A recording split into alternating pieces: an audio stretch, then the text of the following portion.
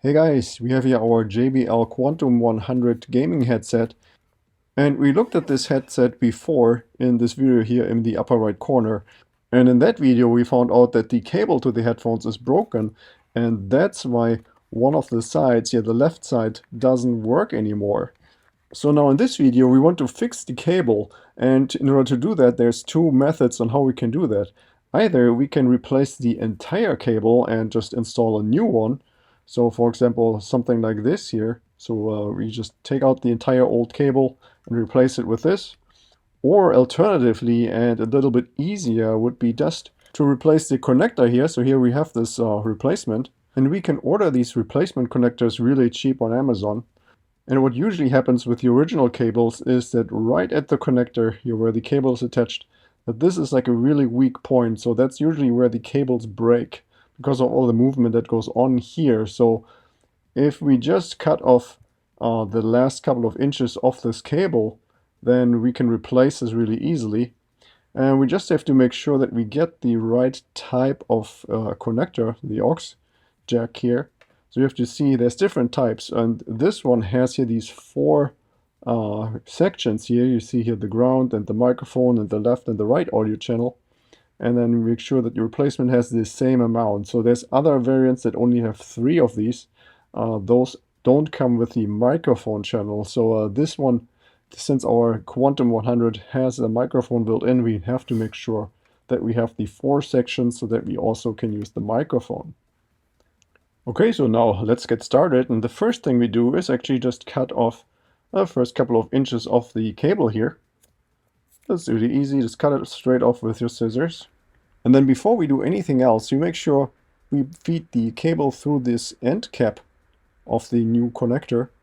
And in this case, this one also comes with a little bit of a shrink tube, so we put this over here as well. And then we carefully remove some of the braiding here. So I'm also going to do this with my scissors. You have to be kind of careful not to accidentally cut the cables or little wires that are inside of there. So be careful when you do this. And eventually we find 5 different wires in here. So we have the green, the blue, the red, and the white, and the copper. And we're going to twist together the blue and the copper colors, because those are both grounds. So one of the ground for the speakers, and then the copper one is the ground for the microphone.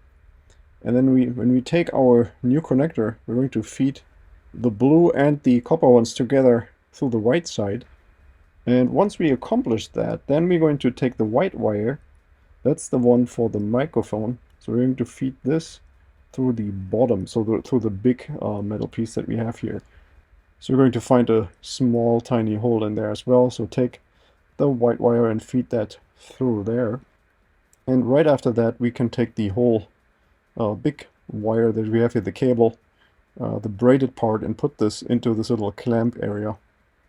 So here you're going to pull the white wire taut and then clamp down the braided portion in here.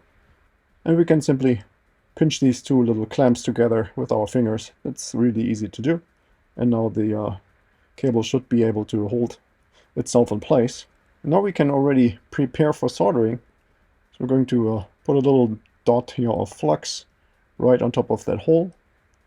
And we're going to do this also on the with the white wire as well. Just right on that hole there, just a little bit. And then we use our soldering iron to solder both wires on here. And once we completed that, then we're going to repeat this with the red wire that goes into the center, right there, and then the green wire goes on the left side.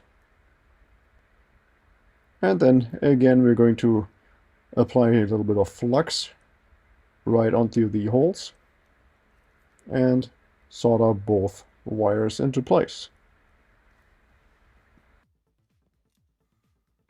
Now in order to make sure that the headphones are soldered correctly, we can either plug them straight into our PC and see if everything works okay, or what I prefer to do is take my multimeter and check for continuity.